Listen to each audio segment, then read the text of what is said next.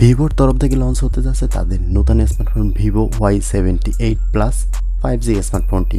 স্মার্টফোনেতে 5G সহকারে 120Hz refresh rate, ভালো processor এবং বেশ বাজেট মূল্যে পাওয়া যাবে এই স্মার্টফোনটি। তাহলে কথা না বাড়িয়ে ভিডিওটি শুরু করা যাক। ভিভো Y78 প্লাস 5G স্মার্টফোনটিতে থাকছে 6.78 ইঞ্চির OLED কার্ভ এজ ডিসপ্লে সহ আসবে, যা এই ফুল এইচডি প্লাস রেজুলেশন সহ 120Hz রিফ্রেশ রেট অফার করবে। আর এই স্মার্টফোনটিতে ব্যবহার করা হয়েছে কোয়ালকম স্ন্যাপড্রাগন 695-এর প্রসেসর। এতে 12GB র্যাম এবং 256GB ইনবিল্ট স্টোরেজ পাওয়া যাবে। সফটওয়্যারের ক্ষেত্রে স্মার্টফোনটি লেটেস্ট অ্যান্ড্রয়েড 13 OS ভিত্তিক ফান্টাস OS 13 ইউজার ইন্টারফেসে রান করবে।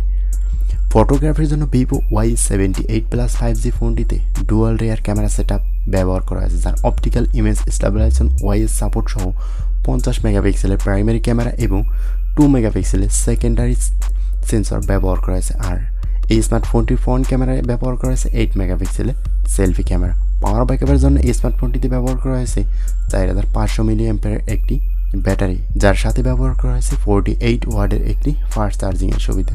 ভিভো এই স্মার্টফোনটির ওয়েট 177 গ্রাম এবং স্মার্টফোনটির থিকনেস 7.89 মিলিমিটার। আর সর্বশেষ যদি এই স্মার্টফোনটির মূল্য সম্পর্কে বলি, তাহলে এই স্মার্টফোনটি 8GB র্যাম এবং 128GB স্টোরেজ ভ্যারিয়েন্টের মূল্য 1799 ইউয়ান, প্রায় 21500 টাকার মতো, এবং 8GB 256GB স্টোরেজ ভ্যারিয়েন্টের এই স্মার্টফোনটির মূল্য 2199 ইউয়ান, প্রায় 26,250 টাকা রাখা হতে পারে, এবং 12GB 256GB স্টোরেজ ভ্যারিয়েন্টের মূল্য 2299 ইউয়ান, প্রায় 27,450 টাকার মতন।